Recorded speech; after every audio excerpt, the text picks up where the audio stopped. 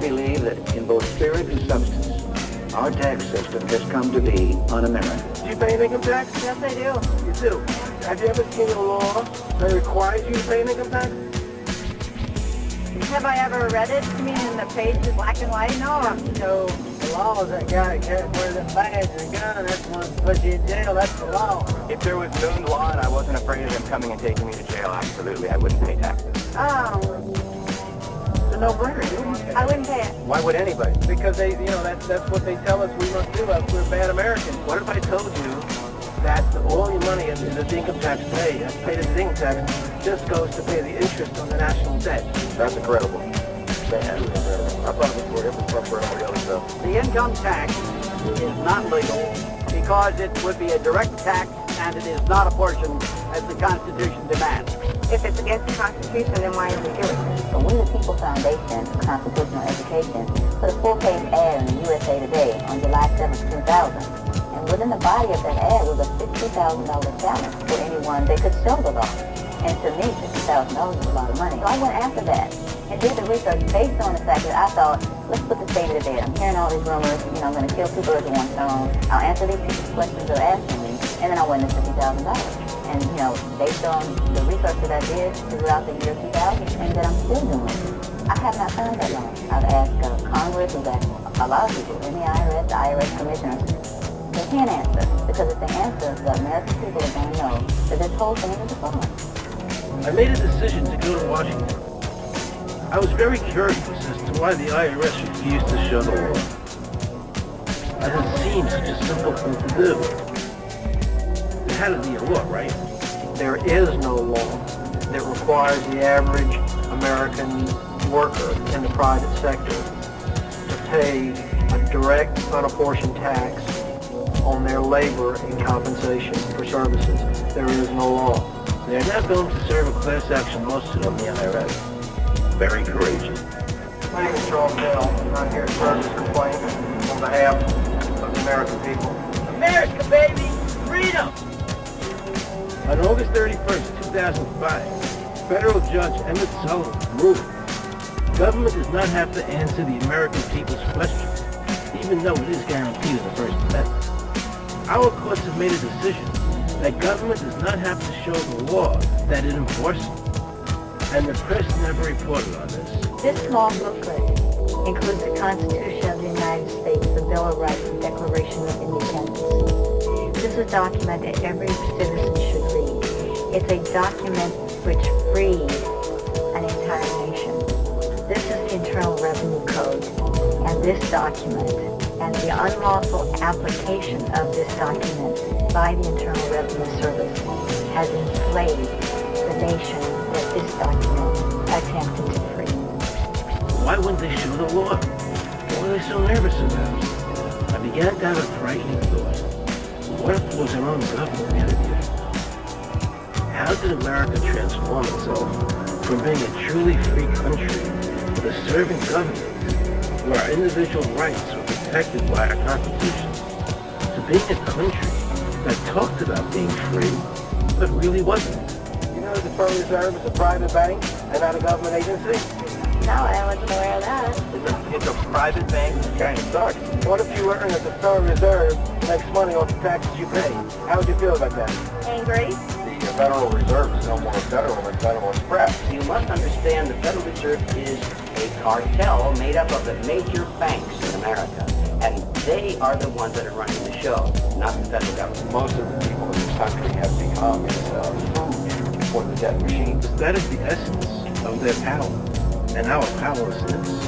In the final analysis, the Federal Reserve bankers, with the help of the Democrats and Republicans in Congress, have taken the true wealth of America, the gold, and given us a piece of paper in return. And again, not a word from the press. President Bush has signed executive orders giving him sole authority to impose martial law and suspend habeas corpus.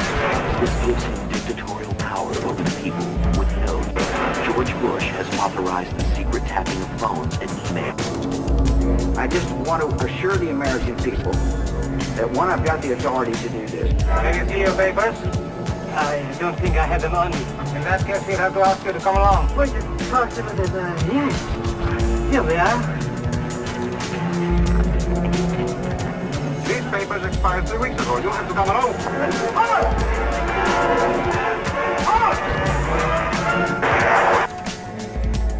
If the national ID card will be connected with our driver's licenses, the states will be instructed to some type of a physical proof, such as fingerprints or retinal prints, have to be on it.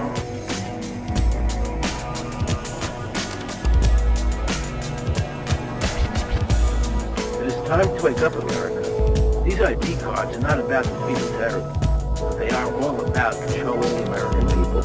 RFID is a technology that uses tiny computer chips the size of a grain of sand or even smaller, hooked up to miniature antennas to transmit information about items at a distance. Essentially, their dream is to put one of these tiny computer chips on every physical item manufactured on planet Earth. The latest technology for identifying people when they make purchases is actually the implantable chip that you can embed directly into human flesh.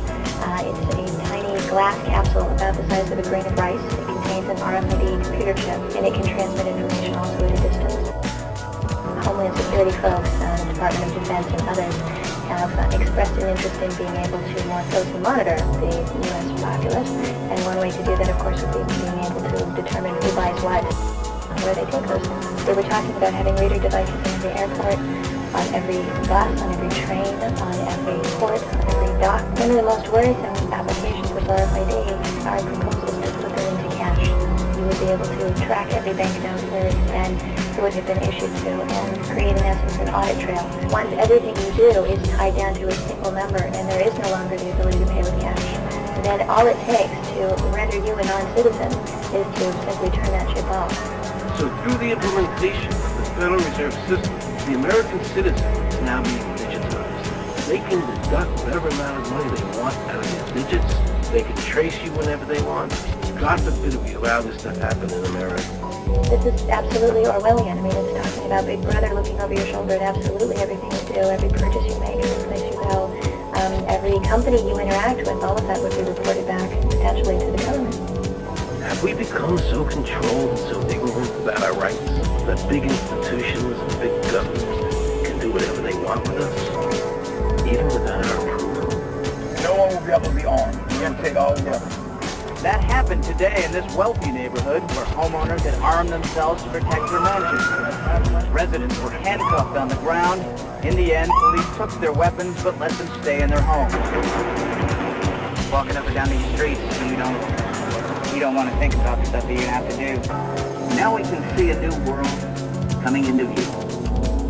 A world in which there is a very real prospect of a new world order. The central bankers of the world are working together to create a one-world government. The global police state is sinister as anything George Orwell ever wrote about.